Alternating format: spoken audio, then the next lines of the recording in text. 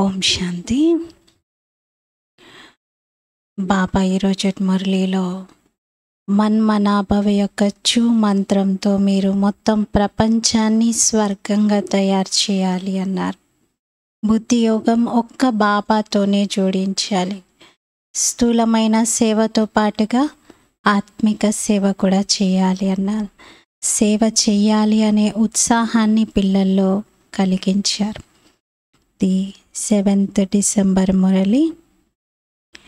मीठे बच्चे, पुरानी दुनिया से ममत्व छोड़ सर्विस करने का उमंग रखो, उल्लास में रहो, सर्विस में कभी तकना नहीं है।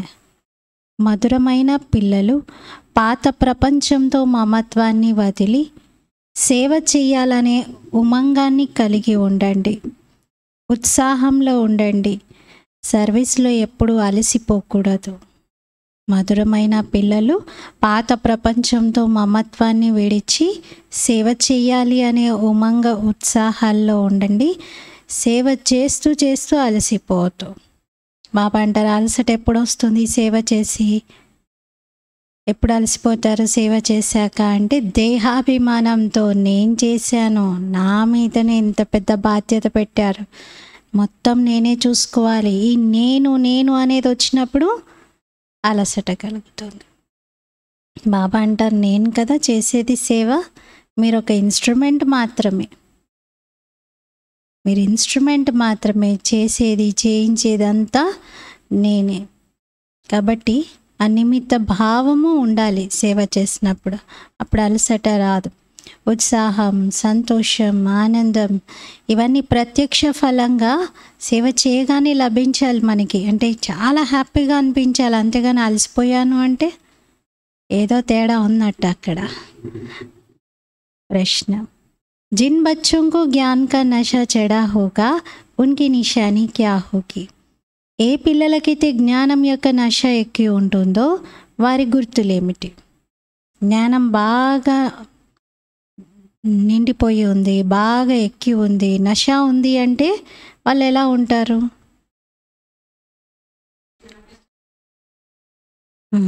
అందరికీ వినిపిస్తూ ఉంటారు. సంతోషంతో ధారణ చేస్తారు. ఓకే, బాబా చెప్పారు, ఉన్హే సర్వీస్ కా బహుత్ బహుత్ షౌక్ హోగా. వారికి సేవ చేయాలనే అభిరుచి చాలా చాలా ఉంటుంది. సేవ చేయాలనే అభిరుచి ఉండడం వేరు, సేవ చేయాలనే చాలా అభిరుచి ఉండడం వేరు, సేవ చేయాలని చాలా చాలా చాలా అభిరుచి వేరు. బాబా ఇప్పుడు ఈరోజు చాలా చాలా అభిరుచి ఉంటుంది అంటున్నారు. వారు సదా మనసా వాచా సేవలో తత్పరులై ఉంటారు. అందరికీ బాబా పరిచయాన్ని ఇచ్చి ప్రూఫ్ ఇస్తారు, సర్వీస్ యొక్క ప్రూఫ్ ఇస్తారు. బాద్షాహీ స్థాపన करने निमित्त सहन भी करना पड़े तो सहन करेंगे. రాజ్య స్థాపన జరుగుతూ ఉన్నప్పుడు సహించుకోవాల్సి వచ్చినా సహించుకుంటారు.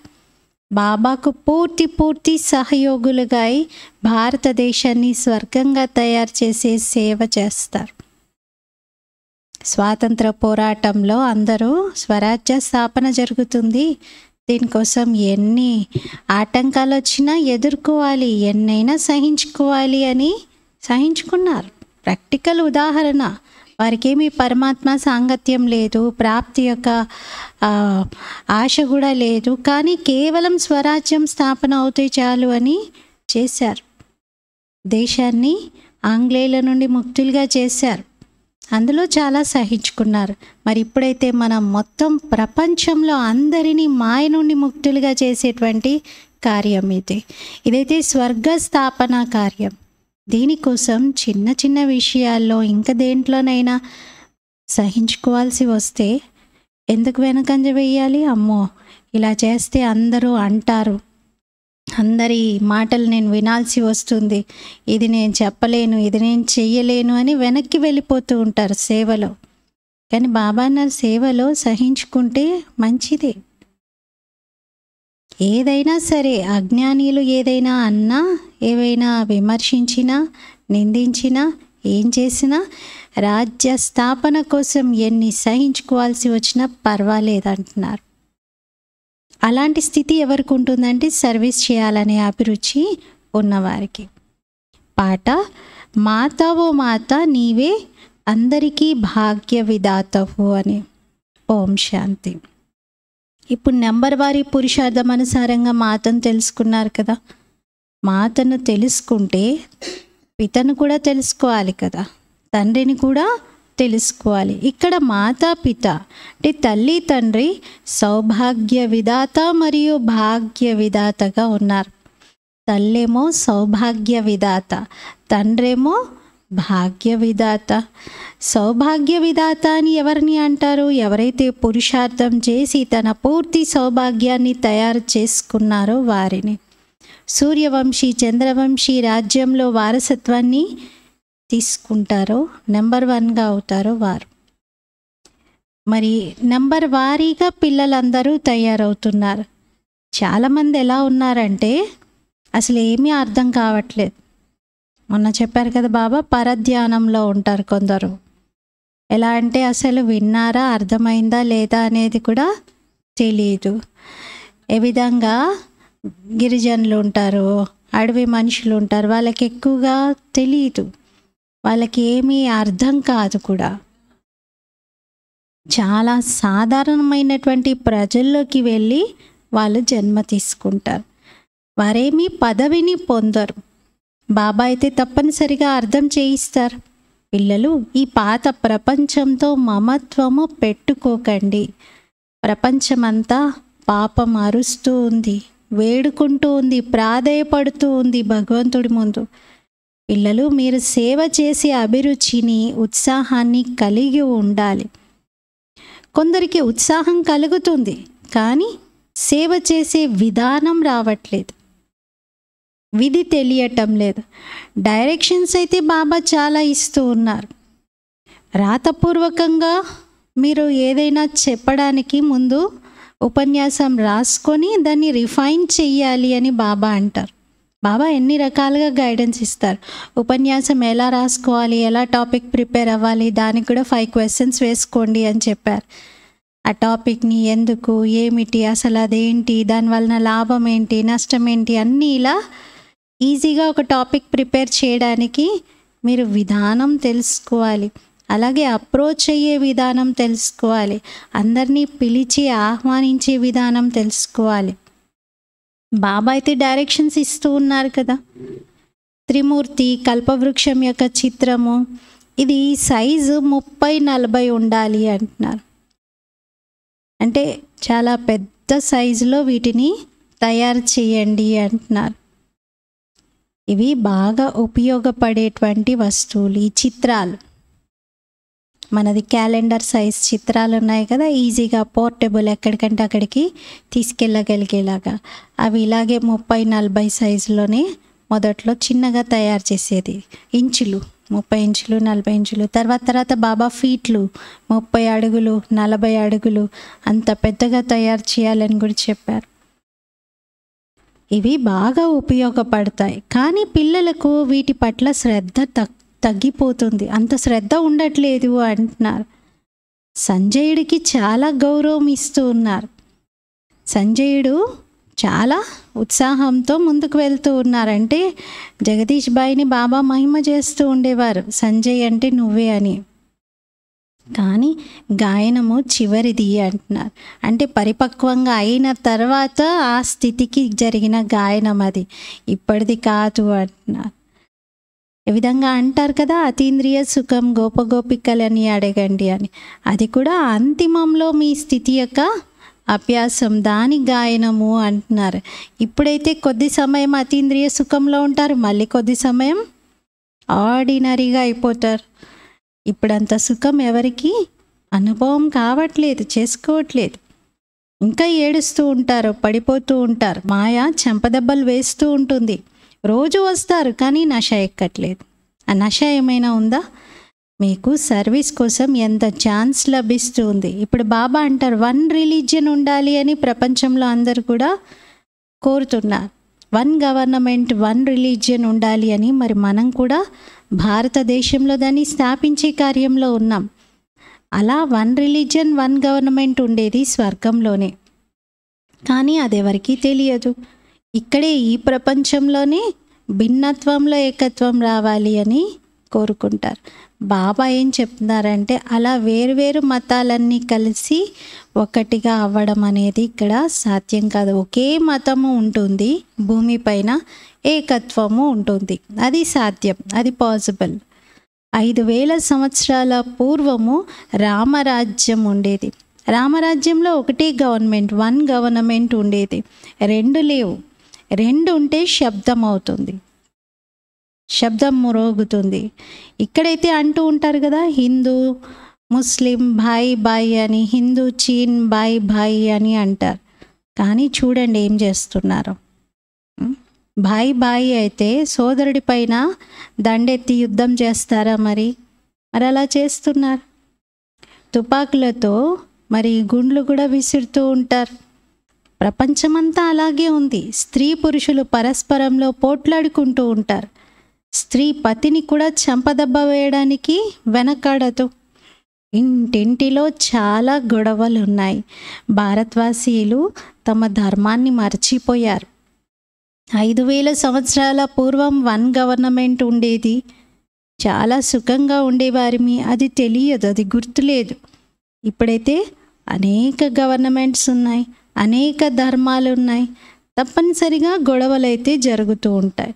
మీరు చెప్తూ ఉంటారు భారతదేశంలో ఒకప్పుడు వసుదైవ కుటుంబం అంటే, వసుదైవ కుటుంబం అంటే ఒకే కుటుంబం లాగా, ఒక ఫ్యామిలీ లాగా, ఒక కుటుంబంలోని వాళ్ళు ఎలా ఉంటారో అలా మొత్తం ప్రపంచం అంతటా ఉండేవారు, ఒకటే గవర్నమెంట్ అని. దానిని భగవాన్ భగవతి యొక్క గవర్నమెంట్ అంటారు. భక్తి మార్గం అయితే ఆ తర్వాత తయారైంది ద్వాపర యుగం నుండి. ఇది బాబా చెప్పేది భగవాన్ భగవతి గవర్నమెంట్ సత్యత్రేతాయుగాల విషయం. అక్కడ భక్తి ఉండదు. మనుషులు తమ అహంకారాన్ని ప్రదర్శిస్తూ ఉంటారు, కానీ జ్ఞానం అయితే గవ్వంత కూడా లేదు అంటున్నారు. అహంకారం చాలా ఉంది, పుట్టెడు ఉంది, కానీ జ్ఞానం గవ్వంత కూడా లేదు. జ్ఞానం అయితే చాలామంది వినిపిస్తూ ఉంటారు, కానీ ఏం జ్ఞానము? ఒక వైద్యుడు అనుకోండి, డాక్టర్కి శరీరం యొక్క నాలెడ్జ్ ఉంటుంది. ఒక బ్యారిస్టర్ అంటే అతనికి చట్టపరమైన విషయాల యొక్క నాలెడ్జ్ ఉంటుంది. అలా వారి వారి వృత్తికి సంబంధించిన నాలెడ్జే ఉంది, కానీ జీవితానికి సంబంధించిన నాలెడ్జ్ లేదు ఎవరి దగ్గర. బాబా అంటారు, వారు ఎవరైతే డాక్టర్ ఆఫ్ ఫిలాసఫీ అని పిలువబడతారో వారికైతే అస్సలు ఈ ఆత్మజ్ఞానం కానీ, తన జన్మల జ్ఞానం కానీ, కర్మల జ్ఞానం కానీ, కాలచక్ర జ్ఞానం కానీ ఇది మాత్రము లేదు. ఫిలాసఫీ అని ఎవరిని అంటారు అది కూడా అర్థం చేసుకోవటం లేదు. పిల్లలు మీకు సేవ యొక్క అభిరుచి బాగా ఉండాలి అంటున్నారు. స్థాపనలో మీరు సహయోగులుగా అవ్వాలి. మంచి బీజము, మంచి వస్తువును మీరు తయారు చేయాలి. ఈ విధంగా మనుషులు ఎంత స్టేటస్ ఎంత మెయింటైన్ చేస్తారో, ఎంత గొప్పవాళ్ళో అంత గొప్పగా వారు ఇన్విటేషన్స్ని కూడా ఇస్తారు. వాళ్ళ ఇన్విటేషన్ కార్డ్ని బట్టి ఎంత గొప్పవారు అనేది అర్థం చేసుకునేలాగా ఉంటుంది. ఈ విధంగా గవర్నమెంట్లో కూడా చాలామంది ఆఫీసర్స్ ఉంటారు. ఎడ్యుకేషన్ మినిస్టర్, చీఫ్ మినిస్టర్, ఇలా ఎంతోమంది ఉంటారు. మరి ఇక్కడ కూడా ఆఫీస్ ఉండాలి అంటున్నారు బాబా. డైరెక్షన్స్ బాబా అందరికీ ఇస్తూ ఉన్నారు, పిల్లలు దాన్ని అమలు పరచాలి. ఇప్పుడు చూడండి, గోరఖ్పూరి గీతలో ఎంత అంటే, గోరఖ్పూర్ యొక్క గీత ప్రెస్ చాలా ఫేమస్. అక్కడి నుండి మొత్తం ప్రపంచానికే గీతా పుస్తకాలు ప్రింట్ అయ్యి వెళ్తూ ఉంటాయి. బాబా అన్నారు, గోరఖ్పూరి గీతలు అంటే గీతా పుస్తకాలు ఏవైతే తయారవుతున్నాయో అవన్నీ ఫ్రీగా పంచడానికి తయారవుతున్నాయి. ఇప్పటికి కూడా ఎవరైనా నాకు ఆ గీతా పుస్తకం కావాలి అని వారిది ఒక వెబ్సైట్ ఉంటుంది, అందులో ఎవరైనా నమోదు చేసుకుంటే పేరు, అడ్రస్ రాస్తే ఫ్రీగా పంపిస్తారు గోరఖ్పూర్ నుండి. ఇప్పటికీ ఉంది అది. బాబా అన్నారు, వాళ్ళు ఒక సంస్థగా ఏర్పడ్డారు. వాళ్ళ దగ్గర చాలా ఫండ్స్ ఉన్నాయి కాబట్టి ఎన్నో పుస్తకాలని తయారు చేసి అందరికీ వితరణ చేస్తూ ఉన్నారు. కశ్మీర్ మహారాజు మరణించడంతో ఆయన తన ఆస్తినంతా కూడా ఆర్య సమాజం వారికి రాసేసాడు. ఎందుకంటే అతను కూడా ఆర్య సమాజానికి చెందిన వ్యక్తిగా ఉండేవాడు. మరి సన్యాసులు మొదలైన వారి వద్ద కూడా ధనం అయితే చాలా ఉంటుంది. మీ దగ్గరైతే ఏదైతే ధనం ఉందో అదంతా ఈ సేవలోనే పెడుతున్నారు. భారతదేశాన్ని స్వర్గంగా తయారు చేయడానికి మీరు స్వర్గ స్థాపనలో సహాయం చేస్తూ ఉన్నారు. వాళ్ళు చేసేదానికి మీరు చేసే ఈ సేవకి రాత్రింబవళ్ళ తేడా ఉంది. వారు రోజు రోజుకి నరకవాసిగానే అవుతూ ఉన్నారు, కానీ మీరు స్వర్గవాసిగా తయారు చేస్తున్నారు. మీరు అవ్వడమే కాదు, తయారు చేస్తున్నారు. మరియు చూస్తే ఇక్కడ ఉన్నదంతా కూడా పేదవారే, పెద్ద గొప్ప గొప్ప వాళ్ళెవరూ లేరు. కానీ బాబా అన్నారు, మీరందరూ మీ తనువు, మనసు, ధనాన్ని ఈ సేవలోనే ఉపయోగిస్తూ ఉన్నారు.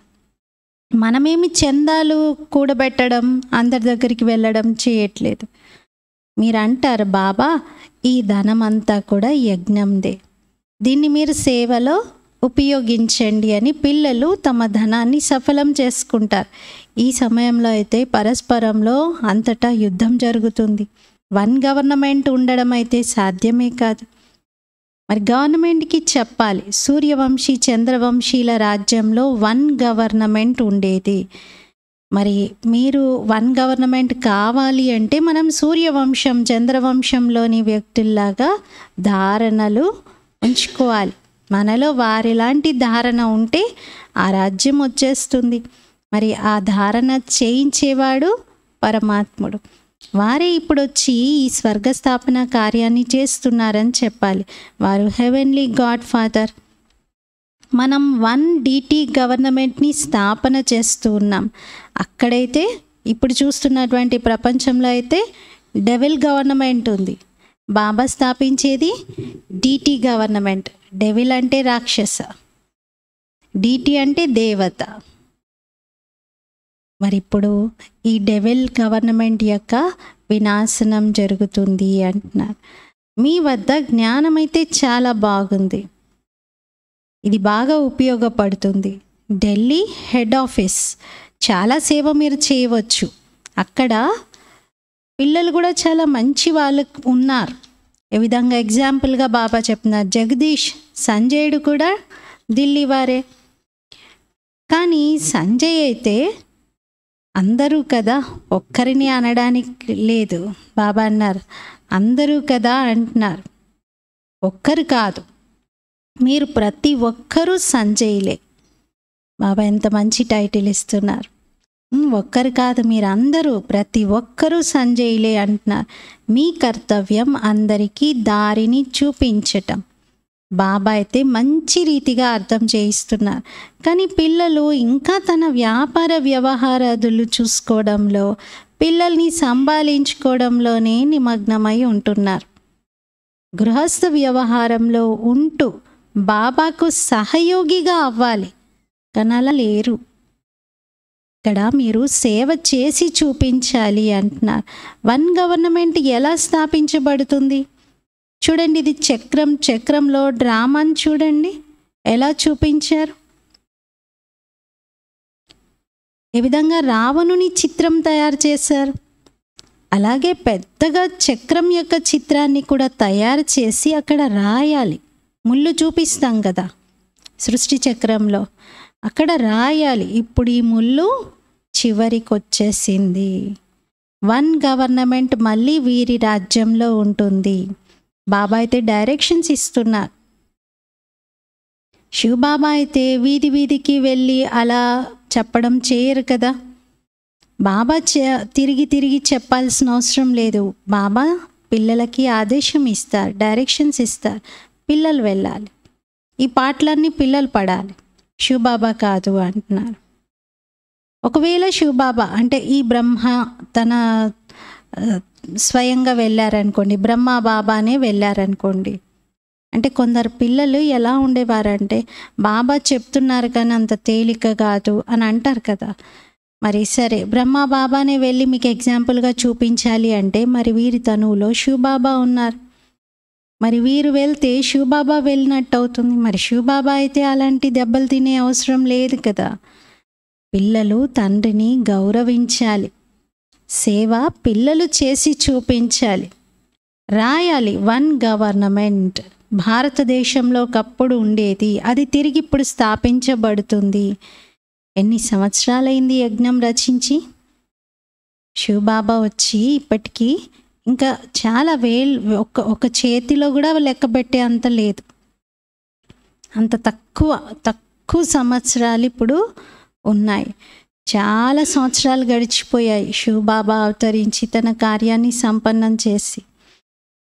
మొత్తం ప్రపంచంలో ఏ చెత్త అయితే ఉందో అదంతా ఇందులో వచ్చేసి ఇమిడిపోయేది ఉంది. ఇది చాలా సహజం. కానీ అర్థం చేయించడానికి ఇన్ని రకాల ఇన్వెన్షన్స్ తయారు చేయడం జరుగుతుంది అంటున్నారు. అంటే కొత్తవి సేవా పథకాలు, సేవా చిత్రాలు బాబా తయారు చేయిస్తూ ఉంటారు. పూర్వకాలంలో కూడా ఏదైనా ఒక కొత్త వస్తువును కనిపెట్టారు లేదా రచించారు అంటే ముందుగా దాన్ని ఆ దేశం యొక్క రాజు దగ్గరికి తీసుకెళ్ళేవారంట. రాజుకు చూపిస్తే అప్పుడు రాజు దీన్ని అధిక సంఖ్యలో తయారు చేయండి, ఇది అందరికీ ఉపయోగపడుతుంది అని తన కోశాగారం నుండి ఇంకా కొంత ధనం సహాయం అందించేటువంటి వారంట. అలా ధనం సహాయం చేయడం ప్లస్ రాజు దృష్టిలోకి వెళ్తే పెద్ద ఎత్తున అన్ని రకాలుగా సహాయం లభిస్తుంది అని ముందు రాజు దగ్గరికి తీసుకెళ్ళేవారు. ఎందుకంటే రాజులో చాలా శక్తి ఉంది కదా. కింగ్గా అవుతారా మీరు, లేకపోతే రాజయోగంతో కింగ్ बनते हैं या तो राजयोग से या तो बहुत धन दान करने से. బాబా అన్న 2 మార్గాలు ఉన్నాయి కింగ్గా అవ్వడానికి. రాజుగా అవ్వాలనుకుంటే ఒకటి రాజయోగం అభ్యాసం చేయండి, ఈజీ. రాజుగా మీరు పదవిని తీసుకోవచ్చు, జన్మల కోసం రాజులుగా అవ్వచ్చు, రాజాది రాజులుగా కూడా అవ్వచ్చు రాజయోగంతో. లేదు అంటే ధనం బాగా దానం చేయండి. చాలా ఎక్కువ దానం చేసినటువంటి వారు రాజులు అవుతారు. కానీ ఇక్కడైతే ప్రజలపైన ప్రజల రాజ్యం ఉంది. వన్ గవర్నమెంట్ లేనే లేదు. ఎక్ ఫకీర్ సిపాహీ भी గవర్నమెంట్ है, किसका పట్కా ఉతార్నే మే దేరీ నహీ కర్తే. ఒక పేదవాడు, ఒక సిపాయి కూడా గవర్నమెంటే అంటున్నారు. ఇక్కడ ఎవరినైనా సరే వాళ్ళ తెరవడానికి, వాళ్ళ బండారం బయట పెట్టడానికి మాత్రం వెనకాడరు. ఎలాంటి వ్యక్తిదైనా మొత్తం అంతా ఓపెన్ చేసేస్తారు. ఇలా ఎన్నో పనులు చేస్తూ ఉంటారు. 2 पैसा दो तो बड़े मिनिस्टर को भी मार डालते हैं. 2 పైసలు ఇస్తే ఒక పెద్ద హోదాలో ఉన్న వ్యక్తిని కూడా చంపడానికి వెనకాడరు 2 పైసల కోసం. పిల్లలు, మీకైతే సేవ చేసేందుకు అవకాశం బాగా లభిస్తుంది. మీరు సేవ ఛాన్స్ తీసుకోవాలి. మీరు నిద్రపోకూడదు అంటున్నారు. ఏ విధంగా సత్సంగాల్లో కథ వింటూ తర్వాత ఇంటికి వెళ్ళి ఎలా ఉన్నారో అలాగే ఉంటారు. కథలో విన్నదంతా కథగానే ఉంటుంది, కానీ అది నేను ధారణ చెయ్యాలి, ఈరోజు నా కోసం ఇదొక పాఠము, దీన్ని నేను పదే రివైజ్ చేసుకోవాలి, అలా ఏమి ఉండదు. ఆ ఉత్సాహమే ఉండదు. పిల్లల్లో కూడా ఉత్సాహం కనిపించట్లేదు అంటున్నారు. గవర్నమెంట్ యొక్క తోటలు ఉంటాయి, అందులో చాలా మంచి ఫస్ట్ క్లాస్ పూలు ఉంటాయి. వారి డిపార్ట్మెంటే వేరుగా ఉంటుంది. అంటే హార్టికల్చర్ డిపార్ట్మెంట్స్ ఉంటాయి, ప్రత్యేకంగా తోటలని మంచిగా పూలని అన్నిటినీ బాగా పెంచుతూ ఉంటారు. ఎవరు వెళ్ళినా కానీ మొట్టమొదట ఫస్ట్ క్లాస్ పుష్పాలను తీసుకొచ్చి ఇస్తారు. బాబాకు కూడా ఈ పుష్పగుచ్చం అంటే ఇటువంటి మంచి పిల్లలని, వారసులను తయారు చేసి ఎవరు తీసుకొస్తారా అని బాబా కూడా చూస్తారు. బాబా అంటున్నారు, మీరు ఒకవేళ అలాంటి పుష్పగుచ్చాన్ని తీసుకొని వస్తే మరి బాబా కూడా ఏదైనా ఇస్తారు కదా, కానికిస్తారు కదా. మరి బాబా ఏం చేస్తారు? బాబా అన్నారు, నేనేమైనా షేర్ చేయిస్తానా, పేరు చెప్తానా, ఇది ఫలానా ఫలానా మంచి పిల్లలు వచ్చారు, వీళ్ళు చాలా మంచి పుష్పాలుగా ఉన్నారు అని బాబా ప్రేజ్ చేస్తారు. टांगा रख के भी फूल बैठे हैं, चमकते नहीं हैं, सर्विस नहीं करते. బాబా అన్నారు కొన్ని ఎలాంటి పూలు అంటే ముళ్ళ చెట్లకు కూడా పూలు పూస్తాయి కదా, కొన్ని జిల్లేడు పూలు లాంటివి. అలాంటి పిల్లలు కూడా కూర్చున్నారు. ఏ మాత్రం మెరుపు లేదు, కాంతి లేదు, అసలు ముఖంలో చిరునవ్వు లేదు. అలాంటి పిల్లలు ఉన్నారంటున్నారు. సేవ ఏమీ చెయ్యరు. రోజు ఎవరో ఒకరికి బాబా పరిచయం మీరు తప్పనిసరిగా ఇవ్వాలని లక్ష్యం పెట్టుకోవాలి. మీరున్నదే గుప్తంగా. మీకు విఘ్నాలు ఎదురవుతాయి. సేవకు యోగ్యంగా పిల్లలు ఇంకా అవ్వలేదు. బాబా పదే పదే చెప్తూ ఉంటారు, మందిరాలకు వెళ్ళండి, శ్మశానాలకు వెళ్ళండి, ఉపన్యాసం చేసేందుకు యోగ్యంగా అవ్వండి, వెళ్ళి అందరికీ చెప్పాలి. పిల్లలందరూ సేవ చేసి బాబాకి ప్రూఫ్ ఇవ్వాలి. కోట్ల మందికి మీరు చెప్తే ఎవరో ఒక్కరు వస్తారు. బాబా నేను చాలామందికి చెప్పాను కానీ ఒక్కరు కూడా రాలేదంటే అలా సరిపోదు. చాలామందికి చెప్తే కొంతమంది వస్తారు. ఈ విధంగా బంగారం ఉంటుంది. బంగారాన్ని తవ్వాలి అంటే కొన్ని వేల టన్నుల వేస్ట్ని భరించాలి. వేల టన్నుల వేస్ట్ వస్తే కొంత బంగారం దొరుకుతుంది. మరి ఆ కొంత బంగారం ఎందుకులే ఇంత భరించాలా అని వదలరు కదా. మరి అలాగే దేవీ దేవతా ధర్మమాత్మలు మామూలు కాదు, చాలా చాలా అమూల్యమైనటువంటి వారు.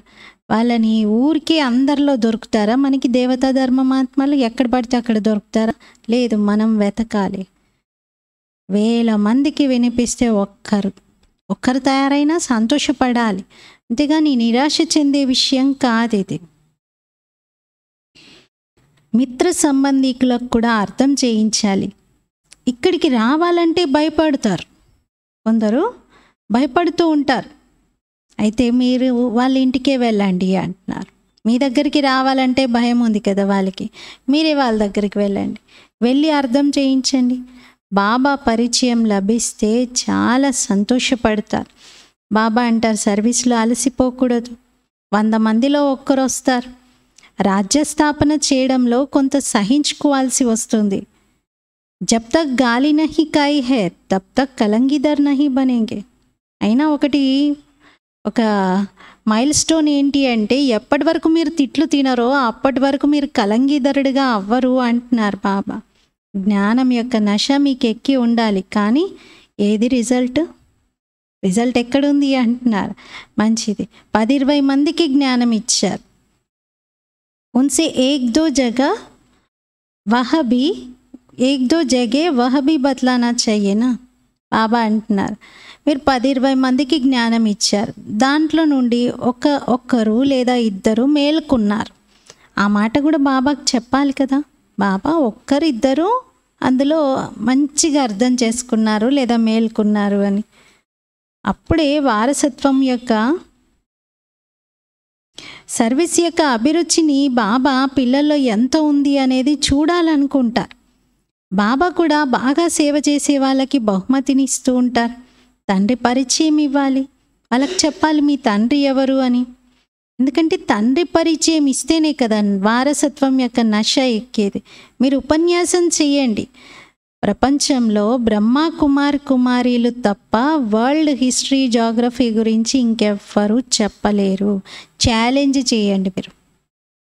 ప్రపంచం యొక్క చరిత్ర భౌగోళాలు మేము బ్రహ్మ కుమారీలమే చెప్పగలుగుతాము అని ఛాలెంజ్ చేయండి. బాబా అయితే శ్మశానాల విషయాన్ని కూడా తీసుకున్నారు. మీరు శ్మశానాలకు కూడా వెళ్ళి సేవ బాగా చేయాలి అంటున్నారు. వ్యాపార వ్యవహారాలు చేసుకోండి, అయినా ఒక 6-8 గంటలైతే వ్యాపారంలో గడుపుతారు చాలంతా. మిగతా సమయం ఎక్కడికి వెళ్ళిపోతుంది? వ్యాపారం కోసం మాకు 8 గంటలు తీయండి, లేదా 6 అవర్స్ అంటున్నారు బాబా. 6 సరిపోవు అనుకుంటారు, సరే 8 అవర్స్. మరి మిగతా టైం అయితే ఎక్కడికి వెళ్తుంది? అదైతే ఉంది కదా మిగతా సమయం. మీరు ఒకవేళ సమయం తీయకపోతే ఉన్నత పదవిని పొందలేరు. బాబా అంటారు, మీరు వచ్చిందే నారాయణుణ్ణి లక్ష్మిని వరించడానికి. కానీ ఒకసారి ముఖం చూసుకోండి ఎలా ఉంది. లక్ష్మి పక్కన మ్యాచింగ్ బాగుంటుందా? లక్ష్మీదేవి పక్కన మనము నిలబడి నారాయణుడిగా, నారాయణుడి పక్కన లక్ష్మిగా ఫోటో దిగండి, ఎలా ఉంటుంది? చాలా వరకు మనం మేళాలు, ఫేర్స్ పెడతాం కదా, దాంట్లో మొత్తం లక్ష్మీదేవి యొక్క అలంకరణతో పెట్టి ఫేస్ దగ్గర ఒక్కటి ఒక ఖాళీ ఉంచేస్తారు. అంటే ఎవరైనా తన ఫేస్ని అందులో పెట్టుకొని ఫోటో తీసుకునేలాగా. చాలామంది ఫోటోలు తీసుకుంటారు, కానీ ఒక్కరిదైనా చూడ్డానికి బాగుంటుందా? ఆ ఫోటోలు ఏమీ బాగోదు. అంటే ఇంకా యోగ్యతలు రాలేదు. మొత్తం అలంకరణ అంతా ఉంది, డ్రెస్ అంతా ఉంది లక్ష్మీదేవిది. ఫేస్ ఒక్కటి మనం వెళ్ళి పెట్టి దిగడమే ఫోటో. కానీ ఇంకా బాబా అన్నారు, యోగ్యంగా అవ్వలేదు పిల్లలు.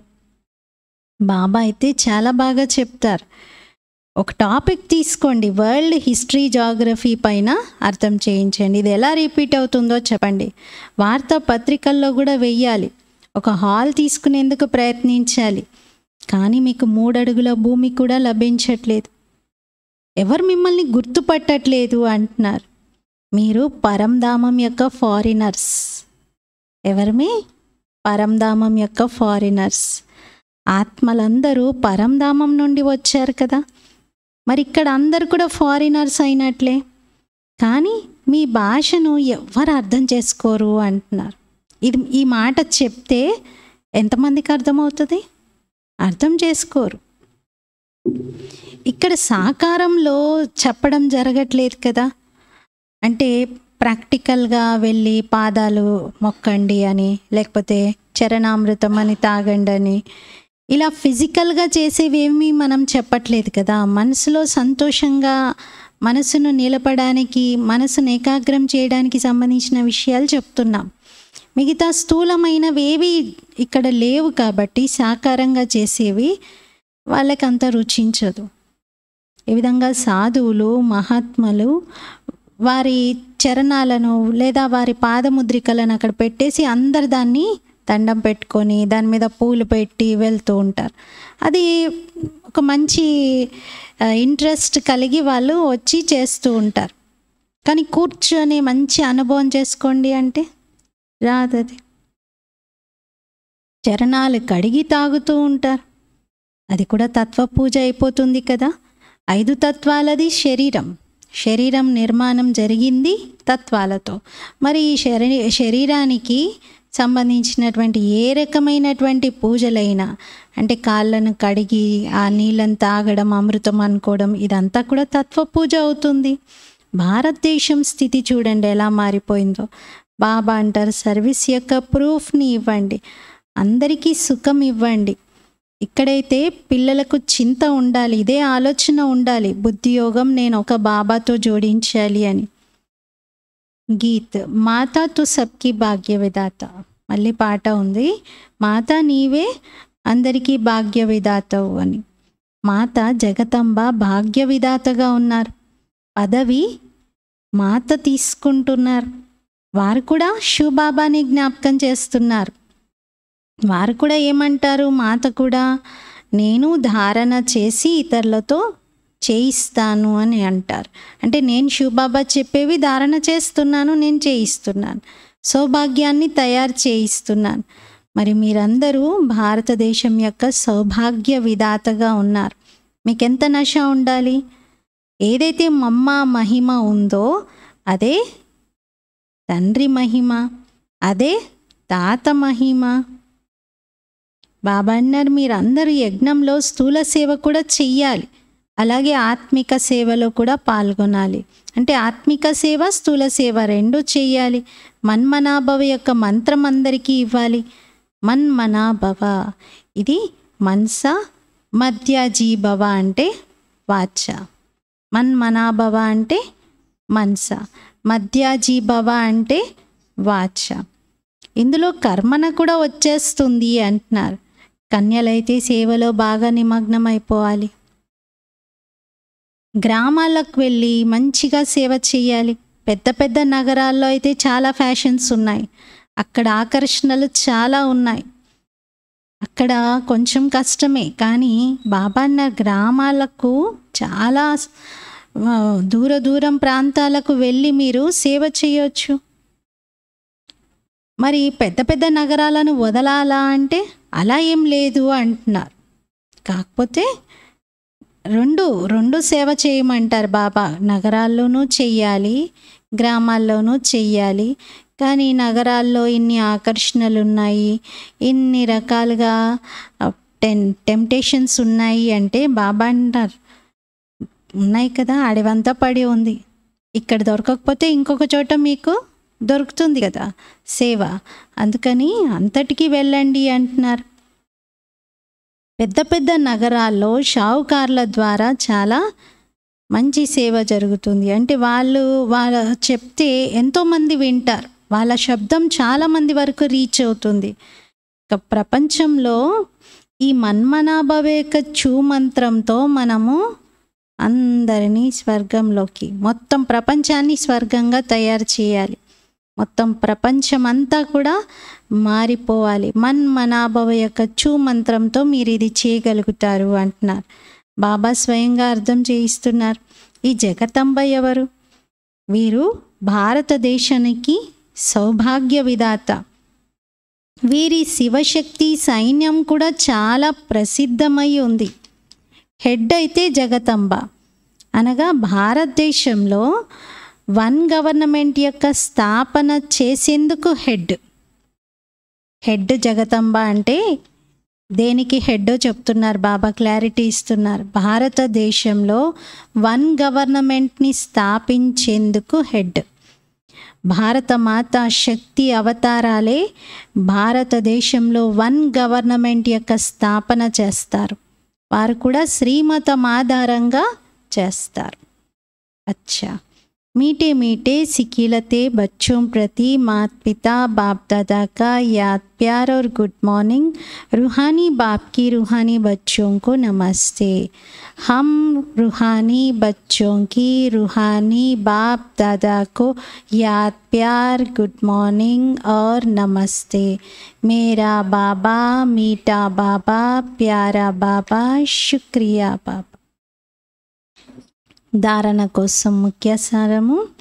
ఫస్ట్ పాయింట్, బుద్ధి యోగం ఒక్కరి వైపే జోడించాలి. మన్మనాభవ యొక్క చూ మంత్రంతో ఈ ప్రపంచాన్ని స్వర్గంగా తయారు చేయాలి.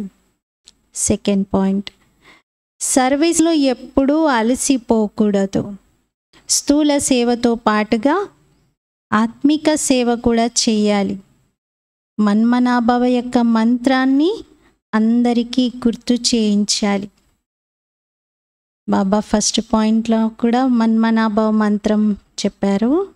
అచ్చు మంత్రంతో మొత్తం మార్చేసేయాలి, మీరు స్వర్గంగా చేసేయాలి. దీనికోసం బుద్ధి యోగం నాతో జోడించండి అంటున్నారు. సెకండ్ పాయింట్లో ఈ మంత్రం అందరికీ ఇవ్వండి, పంచండి, అందరికీ గుర్తు చేయించండి. ఈ సేవలో అలసిపోకండి అంటున్నారు. वरदान, बाप समान हर आत्मा पर कृपा व रहम करने वाले मास्टर रहम दिल भव. తండ్రి సమానంగా ప్రతి ఆత్మ పైన కృప లేక దయ చూపించేటువంటి మాస్టర్ దయార్థ హృదయ భవ. తండ్రి సమానంగా ప్రతి ఆత్మ పైన కృప లేక దయ చూపించేటువంటి మాస్టర్ దయార్థ హృదయులుగా అవ్వాలి. వివరణ, బాబా ఎలా దయార్థ హృదయుడిగా ఉన్నారో అలాగే మీరు పిల్లలు కూడా అందరిపైన కృప లేక దయ చూపించండి. ఎందుకంటే బాబా సమానంగా మీరందరూ నిమిత్తమై ఉన్నారు. బ్రాహ్మణ ఆత్మలు ఎప్పుడూ ఏ ఆత్మ పట్ల కూడా ద్వేషం కలిగి ఉండకూడదు. ఎవరెలాంటి కంసుడిగా ఉన్నా, జరాసంధుడిలాగా ఉన్నా, రావణుడిలాగా ఉన్నా, ఎవరెలా ఉన్నా సరే, ఇంతకన్నా ఘోరంగా ఇంకేముంటుంది. అలాంటి క్యారెక్టర్స్ పేర్లు తీసుకొని చెప్తున్నారు బాబా. ఎలా ఉన్నా సరే, కానీ మీరు దయార్థ హృదయుడైన తండ్రికి పిల్లలు, మీరెవ్వరిని ద్వేషించొద్దు. పరివర్తన యొక్క భావన, కళ్యాణం యొక్క భావన పెట్టుకోండి.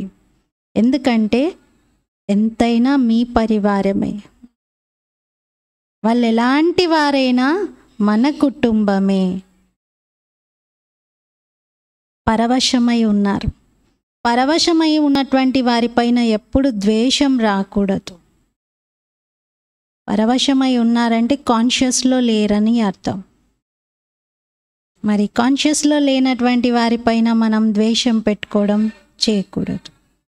స్లోగన్: మాస్టర్ జ్ఞాన సూర్యులుగా అయి శక్తులనే కిరణాలతో బలహీనతలనే చెత్తను భస్మం చేసేయండి. మాస్టర్ జ్ఞాన సూర్యులుగా అయి శక్తులనే కిరణాలతో బలహీనతలనే చెత్తను భస్మం చేసేసేయండి. ఈరోజు స్వమానము: నేను మాస్టర్ దయార్థ హృదయుడను. సద్గురు రూపంలో బాబా ఇచ్చేటువంటి ఈ వరదానాన్ని మనము సాకారం చేయాలి. ఎవరిపైన మనకి ద్వేషం ఉండకూడదు, దయార్థ హృదయం ఉండాలి. అందరిలో పరివర్తన రావాలనే భావన ఉండాలి. ఓం శాంతి.